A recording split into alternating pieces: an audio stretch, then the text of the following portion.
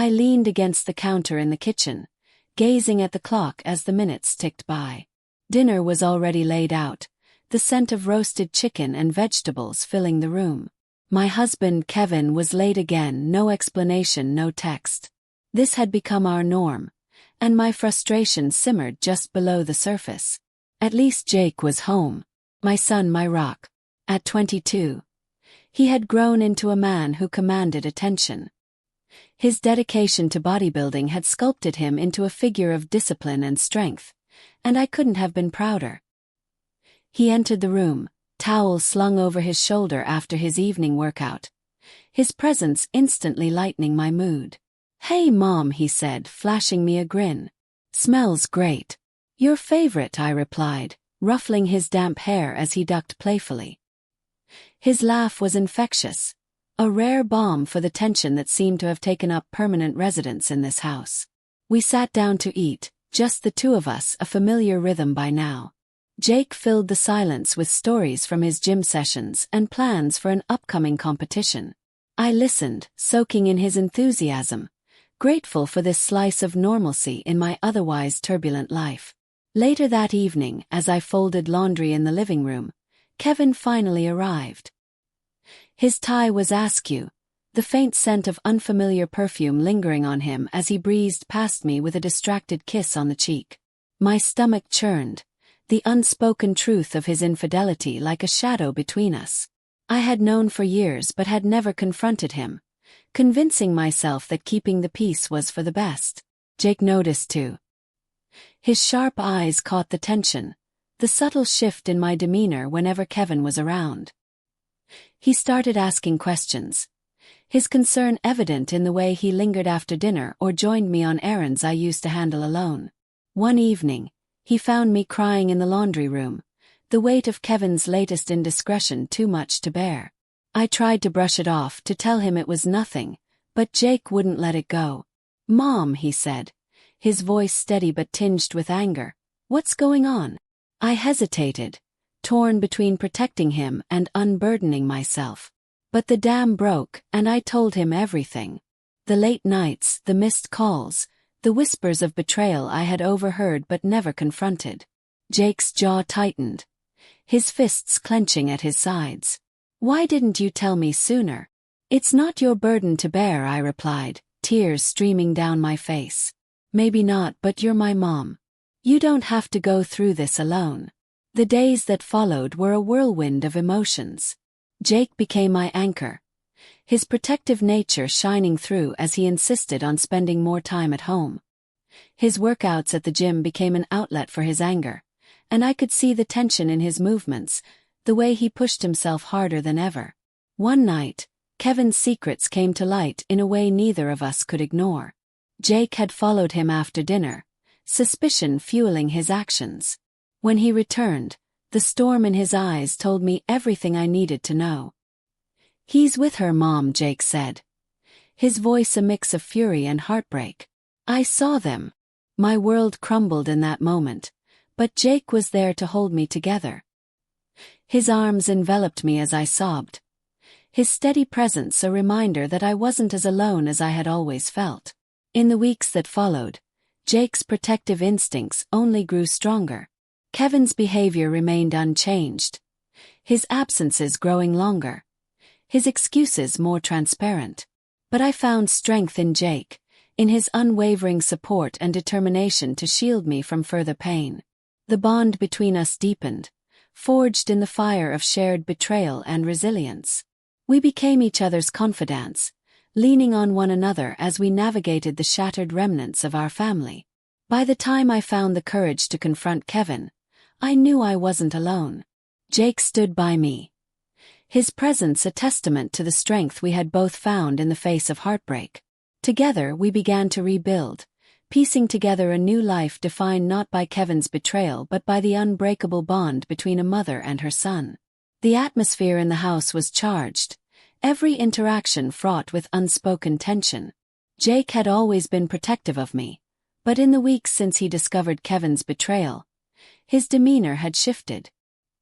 He was around more often, fixing things Kevin had ignored, insisting on carrying groceries, and offering endless compliments that felt like a balm for my wounded heart. "You're amazing, Mom," he said one afternoon as he scrubbed the kitchen counter. "I don't know how you've dealt with everything for so long." I tried to brush it off, but the sincerity in his voice made me pause. "Thank you, Jake. I don't know what I'd do without you." His smile was soft, his gaze lingering on me in a way that sent warmth coursing through me. It was comforting, but there was an edge to it that I couldn't quite name. Jake's care grew more attentive over the days. He insisted on preparing breakfast every morning, leaving notes of encouragement when I seemed low, and wrapping me in warm hugs that felt like more than familial comfort. He noticed things Kevin never had. A new haircut, a blouse I hadn't worn in years, the way my laughter came less often now. "You're beautiful, you know that," he said one evening as I sat on the porch, staring out at the sunset. "Jake," I began, unsure of how to respond. "No, I mean it," he continued, his voice steady. "You've been through so much, and you still manage to keep everything together. I admire you." I felt a lump form in my throat. "I'm just trying to survive, Jake. That's all." His hand rested on mine, a firm but gentle touch. "You're doing more than surviving, Mom. You're incredible." I swallowed hard, the intensity of his gaze unsettling yet comforting. It was as if he saw me, not as the worn-down wife I felt like, but as a woman who deserved more. The tension between Jake and Kevin reached a boiling point one Saturday afternoon. Kevin had been particularly dismissive, brushing past me as I tried to ask about his plans for the weekend. Jake, who had been fixing a broken chair in the living room, saw the exchange and bristled. "Is there a reason you can't answer her?" Jake's voice was sharp, his eyes narrowing as he stood to his full height. Kevin turned, irritation flickering across his face. "Stay out of it, Jake. This is between your mother and me." "She's not just my mother," Jake shot back, stepping closer. "She's your wife, and you've been treating her like she doesn't exist." Kevin scoffed, dismissing him with a wave of his hand. "You don't know what you're talking about." "I know more than you think," Jake said, his voice low and dangerous. I stepped between them, my heart pounding. "Jake, please. It's fine." "It's not fine, Mom," he said, his eyes never leaving Kevin. "He's been walking all over you, and I'm not going to stand by and watch it anymore." Kevin's face darkened and he stepped forward, his voice rising. "You think you can come into my house and tell me how to handle my marriage?" Jake didn't back down. "Maybe if you actually handled it, I wouldn't have to." For a moment, I thought they were going to come to blows. The tension was palpable, the air thick with unspoken anger. I placed my hands on Jake's chest, trying to push him back. His muscles were taut under my touch, a testament to his restrained fury. "Jake, please," I whispered, my voice trembling. He looked down at me, his jaw clenched before stepping back. "You don't deserve this," he said quietly, his voice laced with emotion. Then he turned and stormed out of the room, leaving Kevin and me in strained silence. That night, Jake found me in the kitchen as I prepared tea, his presence filling the room like a protective shield. "I'm sorry," he said, his voice soft. "I didn't mean to make things worse." "You were defending me," I replied, setting down the teacup. "But you can't fight all my battles, Jake." He stepped closer, his eyes searching mine. I can't stand seeing you hurt. You deserve so much more than this, Mom." His words hung in the air, heavy and meaningful. He reached out, brushing a stray strand of hair from my face. The touch lingered, his thumb grazing my cheek. My breath hitched, and for a moment, the world narrowed to just the two of us. "You're everything to me," he said, his voice barely above a whisper. "Jake," I began, but he shook his head, his hand dropping to his side. "I'm sorry," he said, stepping back. "I shouldn't have." I caught his hand before he could leave. "Jake, don't apologize. You've been my rock through all of this." The silence stretched between us, charged with emotions neither of us dared to name. In that moment, I realized just how much our relationship had changed, how the lines between mother and son had blurred in ways I never anticipated. The decision to leave Kevin wasn't easy. The years we had shared, the history, the promises, it all felt like a heavy weight, binding me to a life that had long since turned cold. But Jake's quiet determination and unwavering support became the light that guided me through the darkness. "Mom, you deserve more than this," he said one evening, his hand resting on mine as we sat on the porch. The house was silent except for the faint hum of crickets, Kevin's absence once again palpable. "You can't keep living like this." "I've thought about it," I admitted, my voice barely above a whisper. "But where would I go? What would I do?" "You don't need to figure it all out right now," Jake said, his voice steady. "Just take the first step. Come with me. Let me take care of you." His words lingered in the air, their weight both comforting and terrifying. For the first time, I allowed myself to imagine a life away from Kevin, a life where I didn't have to question my worth or bear the constant ache of betrayal. And at the center of that vision was Jake. His presence a steady anchor in the chaos. The day I left Kevin was quiet and deliberate. Jake helped me pack while Kevin was at work, his strong hand steady as he carried boxes to the car. I felt a strange mix of guilt and relief as I closed the door to the house I had called home for years. It wasn't just a physical leaving, it was the shedding of a life that no longer fit me. Jake's apartment felt warm and inviting, a stark contrast to the cold emptiness I had grown used to. He had insisted I take the bedroom while he took the couch, but it wasn't long before our arrangement shifted. He was always there, helping with dinner, encouraging me to join him on walks, and filling the spaces of my life with laughter and light. "You've been smiling more," he said one afternoon as we sat on the balcony, the sun casting a golden glow over the city. "I like seeing you happy." I laughed, the sound feeling foreign but welcome. "I feel like I'm starting to breathe again." "That's what you deserve," he said, his eyes holding mine. "Happiness, peace, love." His words hung between us, heavy with meaning. I felt a warmth rise in my chest, a sensation I hadn't felt in years. Jake's presence wasn't just comforting, it was transformative. He saw me in a way no one else had, and slowly I began to see myself through his eyes. Life with Jake was nothing like I had imagined, but it was everything I needed. He encouraged me to pursue old hobbies I had abandoned, helping me set up a small art studio in the corner of the apartment.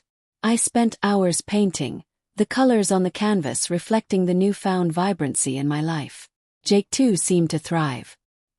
He won his bodybuilding competition, and I watched with pride as he stood on the podium, his broad smile lighting up the room. Afterward, he found me in the crowd, wrapping me in a hug that felt like home. "This is all because of you," he said, his voice low. "You've given me strength." "You've done the same for me," I replied, tears brimming in my eyes. Our relationship grew closer with each passing day. Jake's care for me went beyond the practical. He became my confidant, my protector, and my source of joy. He would leave little notes around the apartment, reminding me how much I meant to him. We spent evenings cooking together, his laughter filling the space as we danced around the kitchen. One night, as we sat on the couch watching a movie, he reached for my hand. "I hope you know how much you mean to me," he said, his voice soft. "I do," I whispered, my heart full. In Jake, I found not just a son but a partner in rebuilding my life. Together, we created a home filled with warmth and love, a far cry from the cold, distant world I had left behind. One day Jake suggested art therapy. The idea seemed simple enough. We'd already spent hours together in my small art corner, him watching as I painted landscapes and abstract shapes, encouraging me with his ever-present smile. But this time he wanted to join me. "Let's draw something for each other," he said, setting down 2 blank sheets of paper and a collection of colored pencils. "Something that reminds us of each other." I laughed, the suggestion playful yet sweet. "You're really diving into this with me, huh?" "Of course," he said, nudging my shoulder gently. "It's your passion, Mom. I want to be part of it." His enthusiasm was infectious, and I nodded, taking the pencil he handed me. We sat side by side at the kitchen table, the late afternoon sunlight streaming through the windows. The world outside felt distant, and for the moment it was just us, immersed in a creative silence that felt both comforting and exciting. As I worked, I thought about what Jake meant to me. He was strong, steady, and unwavering in his support. He reminded me of mountains, solid and enduring, their presence a quiet yet powerful reassurance. I sketched peaks in soft hues of blue and gray, adding strokes of light and shadow to capture their majesty. Each line was deliberate, filled with gratitude and admiration for the man who had become my anchor. Beside me, Jake was focused, his brow furrowed in concentration. He glanced at me occasionally, a sly smile playing on his lips. "No peeking," he warned, shielding his paper with his arm. "Fine," I said, feigning indignation, though I was dying to see what he was creating. When we were done, we exchanged our drawings with a mix of nervous anticipation and giddy excitement. I held my breath as I turned his paper over. What I saw made me burst into laughter that quickly turned into a warm flush spreading across my cheeks. He had drawn a peach. A juicy, perfectly ripe peach, its colors vibrant and inviting. I couldn't help but notice the playful detail he'd added. The shading was almost sensual, the softness of the fruit almost tangible. "A peach?" I asked, still laughing but slightly self-conscious. "It reminded me of you," he said, his voice lower, his gaze locking with mine. "It's sweet, full of life. Beautiful." His words settled over me, their weight undeniable. My heart fluttered, caught between embarrassment and something else, something I wasn't ready to name. "Well," I said, clearing my throat and holding up my sketch of mountains. "You're sturdy and dependable like this." He smiled, his expression softening. "Mountains, huh? I like that. But I think you're giving me too much credit." "Not at all," I replied. "You've been my rock, Jake." The air between us grew quiet, charged with an unspoken energy. He reached out, his hand warm as it covered mine. "You're my world, Mom," he said, his voice barely above a whisper. Before I could respond, Jake stood and moved closer, pulling me into a hug. His arms wrapped around me with a familiar warmth, but this time there was something different, an intensity that made my breath catch. I rested my head against his chest, listening to the steady beat of his heart as his fingers gently traced circles on my back. "I don't know what I'd do without you," he murmured. "You'll never have to find out," I said, my voice steady but quiet. When I looked up, his face was close, his gaze searching mine. The sunlight framed his features, highlighting the softness in his eyes. For a moment, the world seemed to hold its breath. Then he leaned down and kissed me lightly. It wasn't a kiss of passion, but one filled with tenderness and meaning. His lips brushed mine softly, as if testing the boundaries of what we had become. My heart raced, a mix of surprise and something I dared not admit. "Jake," I whispered, pulling back slightly but not breaking the embrace. "I know," he said, cutting me off gently. "I know this is complicated, but I can't pretend anymore. You mean everything to me." The sincerity in his voice made it impossible to dismiss. I rested my forehead against his, my mind racing as my emotions swirled in a confusing blend of joy, fear, and longing. "You're my son," I said, the words coming out as more of a question than a statement.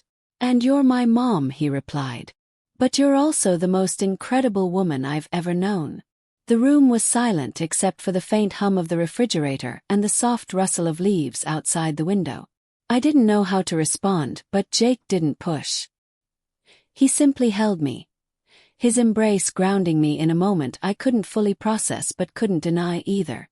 After a long silence, Jake pulled back, his hands still resting on my arms. "I'll never do anything to hurt you," he said. I needed you to know how I feel." "I don't know what to say," I admitted, my voice trembling. "You don't have to say anything right now," he said. "I just want you to be happy. Whatever that means, however we figure it out, I'm here for you." Tears filled my eyes as I nodded, overwhelmed by his honesty and the depth of his care. "Thank you, Jake," I said softly. As we cleaned up the art supplies, our movements were quiet but not awkward. There was a new understanding between us, unspoken but present, shaping the space we shared. The peach and the mountain sat side by side on the table, symbols of a bond that had grown into something neither of us fully understood but both of us cherished deeply.